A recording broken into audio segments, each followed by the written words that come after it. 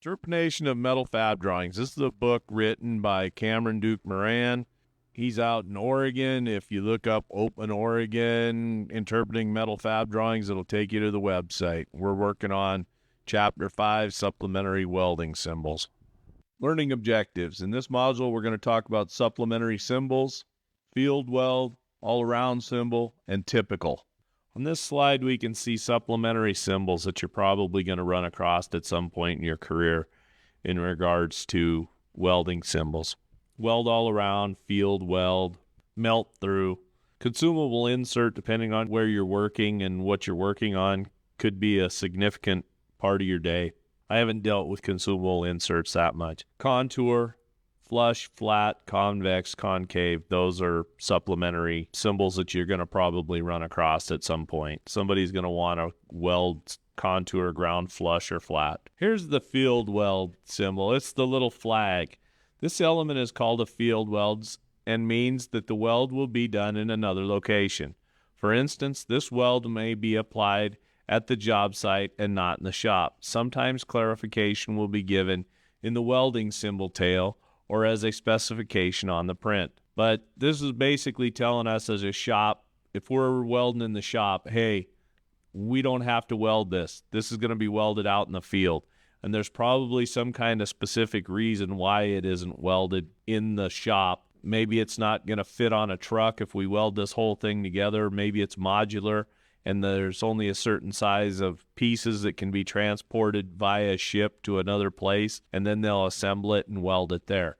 That's the kind of instructions that a field weld symbol gives us. Breaking the arrow of the welding symbol. Here's some examples. So on the top one, where I've got the break in the symbol, you can see the symbol, the break is outlined by a red circle. The welding symbol points to the piece that is going to get the bevel.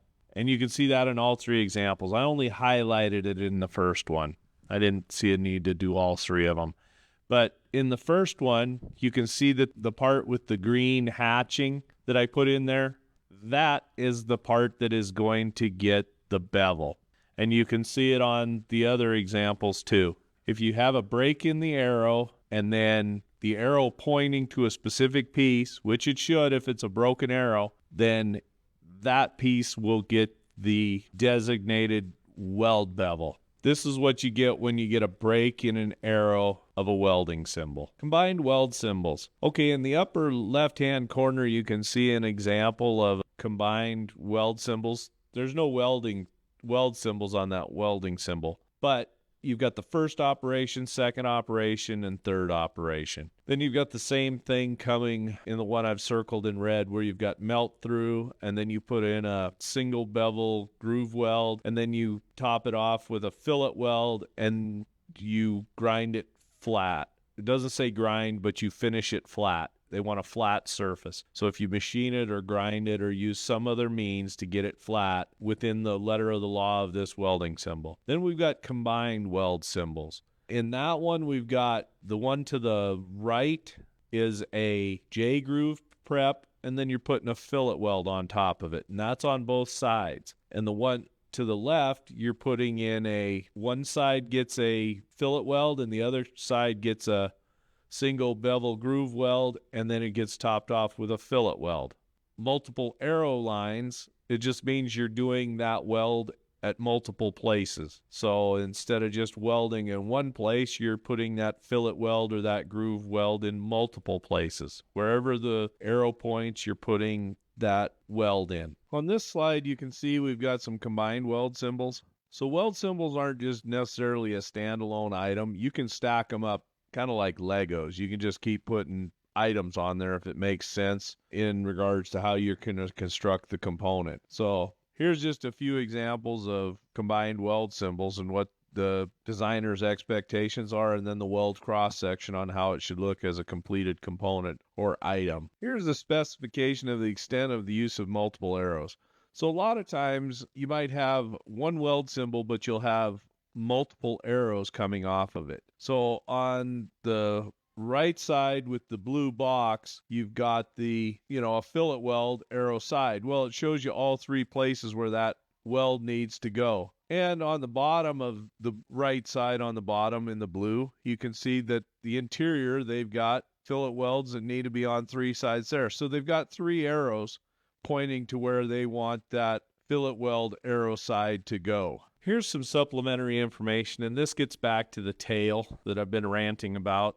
Kind of one of my pet peeves. I don't know, pet peeve, but the tail. Supplementary data can be put in the tail. If you look at the upper left-hand example, we've got supplementary data. You can put that in the tail. Hidden members are the same as the visible member. Okay, so you just put typical both. There's a lot of ways you can include that information in the tail.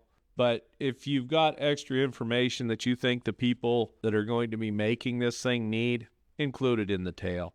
And don't put a tail if you don't have any information to put there. Omission of tail when no references are required. So if you don't have any references, don't put a tail in there.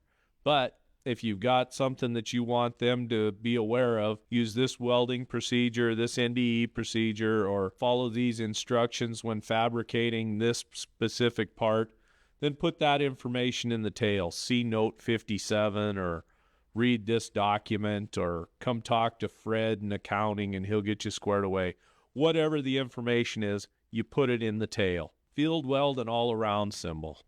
The flag indicates a field weld to be done outside the shop. So that one is, if we're building something and we're shipping it to the other side of the planet, or it's going to be assembled in some mine down in South America, we don't weld it here because we might not be able to get it on the truck or the plane or however they're going to drag this thing up to the mountain and assemble it. It's going to be welded there. The circle indicates that the process is to continue along the entire joint length, i.e. weld all around. You can have a weld all around, or in this instance, we've got weld all around and then UT all around. So the all around symbol can be utilized for NDT as well as it can be used for welding processes. The weld all around symbol, here's how you would use it.